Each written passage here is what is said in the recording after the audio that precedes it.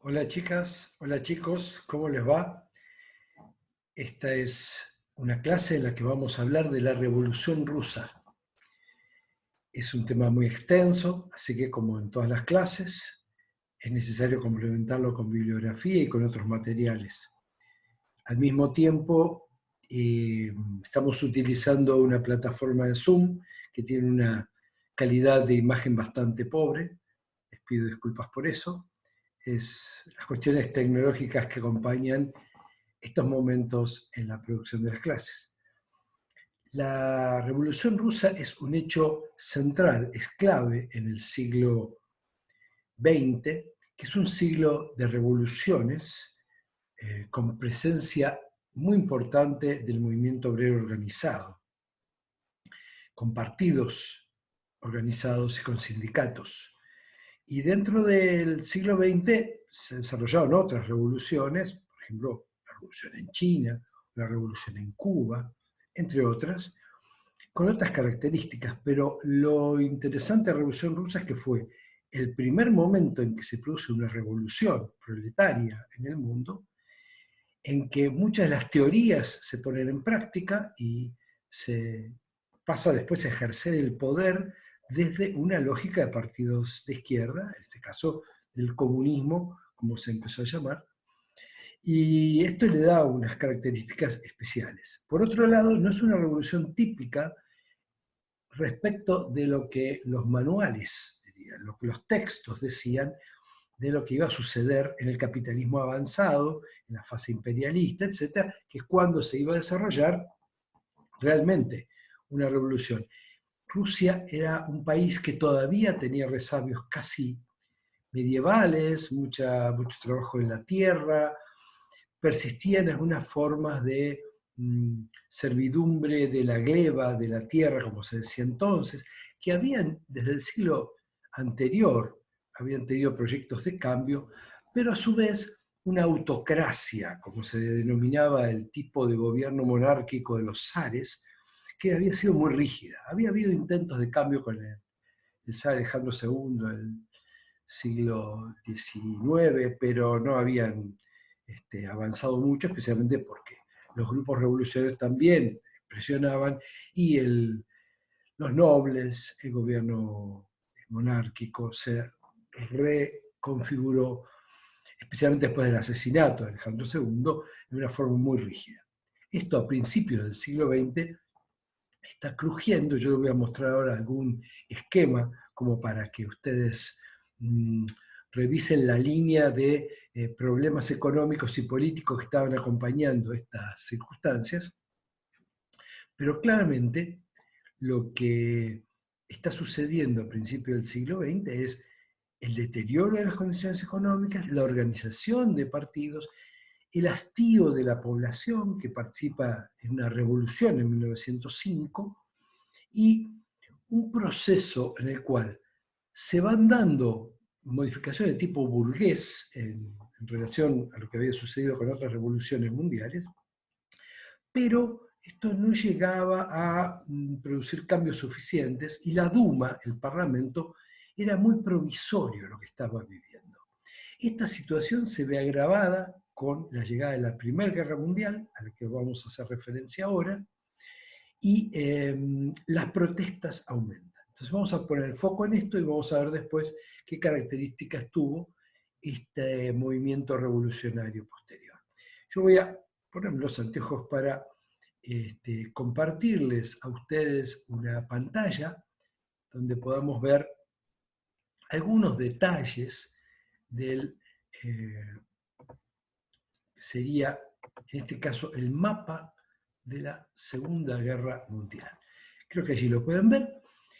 La Primera Guerra Mundial. La Primera Guerra Mundial, que tuvo lugar entre el 14 y el 18, interesantísima para profundizar aquí, enfrenta a la Gran Bretaña, que era el gran imperio de la época, con otro gran imperio que era el alemán, que se había unificado en el siglo anterior, que era poderoso. Hay una disputa por los mares, hay un intento de alianzas, porque había un sistema de alianzas muy rígido que funciona en este momento, y allí algunos países como Gran Bretaña, posteriormente Italia, Francia, Rusia, se enfrentan al imperio alemán, al imperio austrohúngaro, un imperio amenazado por los nacionalismos de desmembrarse, y luego el imperio otomano. Finalmente también se suma Estados Unidos a la guerra y se vuelve una guerra mundial, pero con un eje muy fuerte en Europa y Estados Unidos. Y esta guerra se dirime en las trincheras, en la incipiente aviación, una guerra muy desgastante, que tiene que ver con los esfuerzos expansionistas de los imperios de la época. Me interesa que vean el mapa, es un mapa antes y después. Yo les marco con el cursor los grandes imperios, en este caso el imperio austrohúngaro, el imperio alemán, y cómo después, en el otro mapa, después del Tratado de Versalles en 1918, quedan disgregados, desarmados en pequeños países, algunos respondiendo a las nacionalidades que estaban persistiendo. Entonces, la guerra desestructura el mapa y deja un desgaste económico y político muy fuerte en estos países, que van a dar pie posteriormente a lo que se denominan los movimientos totalitarios fascistas, que lo vemos en otra clase. Me interesa avanzar entonces a condiciones de Rusia, que se ve disparada con esta guerra para la guerra, pero esta guerra tiene antecedentes. Yo aquí solamente quiero marcar en esto una sociedad y una economía agrícola, con algunos enclaves industriales, una dependencia del exterior, y con un montón de grupos étnicos. Era una realidad muy diversa, no parecía la típica donde se iba a producir una revolución de corte socialista. La situación política, voy a esta segunda columna, donde estaba gobernando el zar Nicolás II, un zar con poca capacidad estadista, con muchos problemas alrededor y la influencia de algunos sectores que favorecían las diferencias sociales, la insensibilidad frente a los problemas del gobierno y aumentaron el desgaste social que tenía, la falta de consenso absoluto. Había partidos de corte burgués, había partidos de pequeños propietarios y burgueses con distintos sectores, y había un partido que es afín al modelo de los partidos de la Segunda Internacional, que es el Partido Social Obrero, Demócrata Ruso, Socialdemócrata Ruso, fundado por Lenin y Plejánov desde fin del siglo anterior, que tenía dos grupos, los bolcheviques y los mencheviques. Los bolcheviques más revolucionarios, que van a extremar esa posición y van a dirigir finalmente a revolución, y los mencheviques, que eran más moderados y no tenían posturas tan revolucionarias. La situación de revolución de 1905, disparada también por una guerra perdida con el Japón, ahí está marcada la batalla de Tsushima, tienen ustedes aquí algunos afiches de la época, típicos, y tienen una escena de la película El acorazado Potemkin que refleja el motín del acorazado Potemkin, que es como una metáfora de las revueltas populares que estaban creciendo en la Rusia de ese momento, y que marca una represión muy fuerte que desarrolla el gobierno frente a los intentos revolucionarios. Esta revolución de 1905, que impone de alguna forma reformas burguesas limitadas, una Duma, un parlamento que funciona a medias durante varios años, y los problemas que se agravan van a ser los antecedentes para la revolución finalmente. ¿Qué fue la revolución? Bueno, es la intervención de las masas, la organización, es un contexto de crisis económica y social, y es la dirección de un partido, en este caso una dirección intelectual, que encausa esa revolución en un proceso y una estrategia determinada. No me voy a detener en algunos aspectos que mencionan, las discusiones, etc., pero sí quería mostrar esta diapositiva por esto. La presencia de Lenin, el líder indiscutido en los primeros momentos de la revolución, un intelectual brillante con capacidad de leer lo que estaba sucediendo y de teorizar. No siempre se da que en un líder estas dos cosas vayan juntas. Lenin escribe y va leyendo lo que va sucediendo, va cambiando la propuesta y la estrategia de lo que se está desarrollando a partir la táctica va cambiando a partir de lo que va sucediendo. Las posturas de Lenin del desarrollo de la revolución, y es este esquema que yo les marco con el cursor, tienen que ver primero con influir en los bolcheviques, donde él estaba, para considerar ese apoyo. Y luego, dentro de los soviets, que vamos a ver de qué se trata, que este apoyo sea muy fuerte. Entonces, este es un punto central. Cómo va creciendo la conciencia de los revolucionarios adentro de efectivamente, los soviets, que es el gran instrumento de la revolución. Los soviets son consejos obreros. Son consejos que se reúnen, por ejemplo, donde participan los trabajadores y las trabajadoras de una fábrica, donde tienen sus delegados. Esta organización por consejos, no solo en sectores de la producción, sino en sectores de la población, son una característica. Voy a marcarles algunos elementos. Por un lado, la cuestión de la guerra desgasta muchísimo al zar y a la autoridad y va generando una crisis que impacta fuertemente. De hecho, muchos de estos grupos dicen hay que irse de la guerra. Es una guerra burguesa a la que nos han llevado estos gobiernos, pero en realidad los problemas son de los trabajadores y las trabajadoras, son los problemas del proletariado. Segundo elemento, hay un desgaste que vemos aquí a partir de la protesta de mujeres que reclaman comida y que son en este momento, en contexto de guerra, cuando había millones de rusos peleando en la guerra y muriendo en la guerra, las que habían tomado mucho peso en la fuerza laboral. El paro que desarrolla en este momento, la protesta del Día de la Mujer, etc., desestabilizan y provocan aún más la caída del zar. El zar deja el poder y asume un gobierno provisional organizado desde la Duma, moderado, de algunos partidos de pequeña burguesía, poca presencia obrera. Algunos de esta pequeña burguesía inclusive ensayan que la guerra es un ordenador de las masas, pues permite imponer restricciones, imponer medidas a costa de lo que está sucediendo. Bueno, este gobierno provisional no logra proponer una constitución, no logra tener apoyo y no logra resolver el hambre. Entonces, los soviets, estos representantes, se vuelven más fuertes.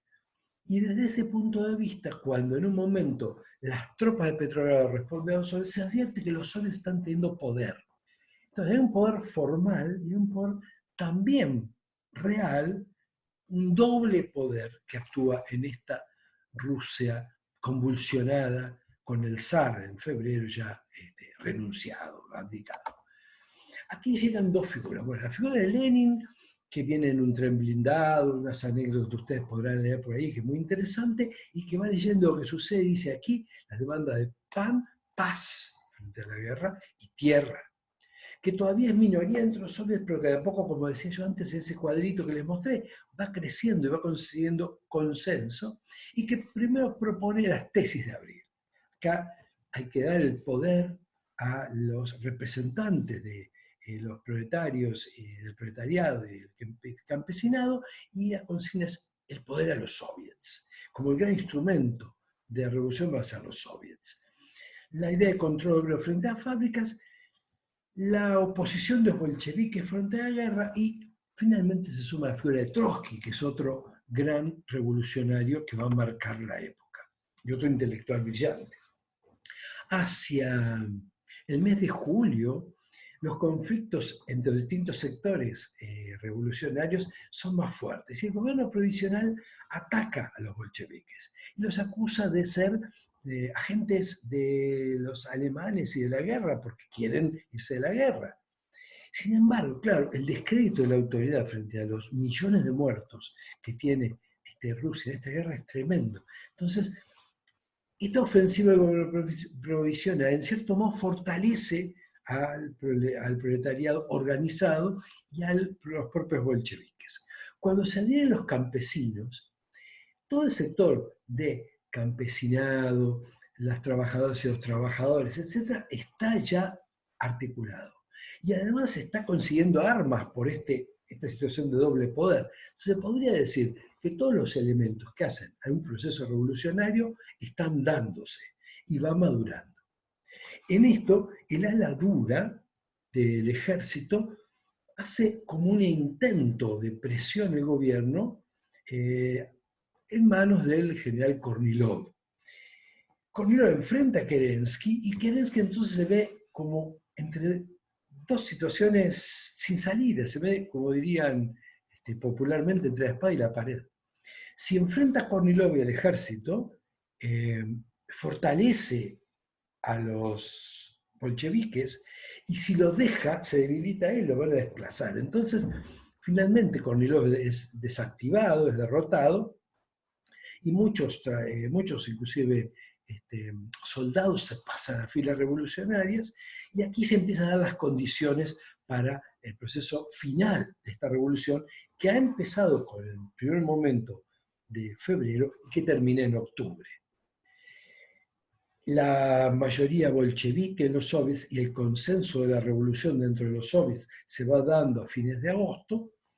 Lenin ya advierte que es el momento de tomar el poder y encuentra un consenso para la toma del poder. Se organiza un comité militar revolucionario que va a ser coordinado por Trotsky, que a su vez después va a liderar el llamado Ejército Rojo, y cuando obtienen armas de las guarniciones se arma el plan de operaciones, por el cual en octubre de 1917, del calendario gregoriano, se toma el poder. O sea, el asalto a los puestos claves y se hace un congreso de soviets, mediante el cual se va a organizar una economía en el gobierno de Lenin con características soviéticas.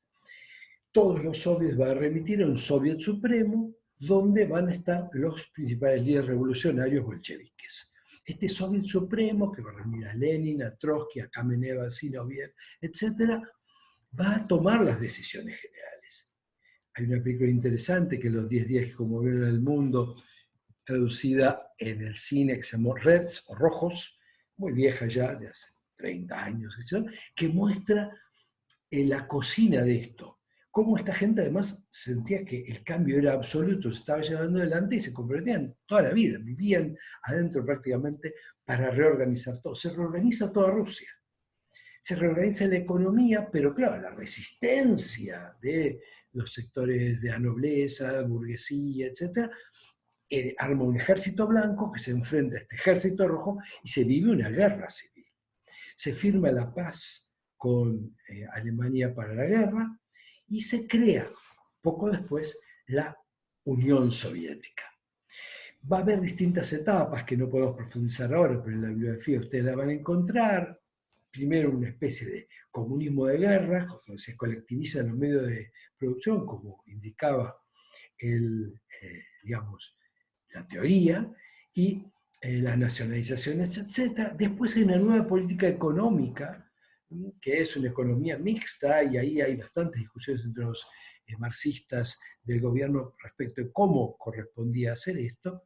Y finalmente, este proceso tiene un corte con la enfermedad y la muerte de Lenin, que es alrededor del 24, y que lleva a una disputa por la asociación.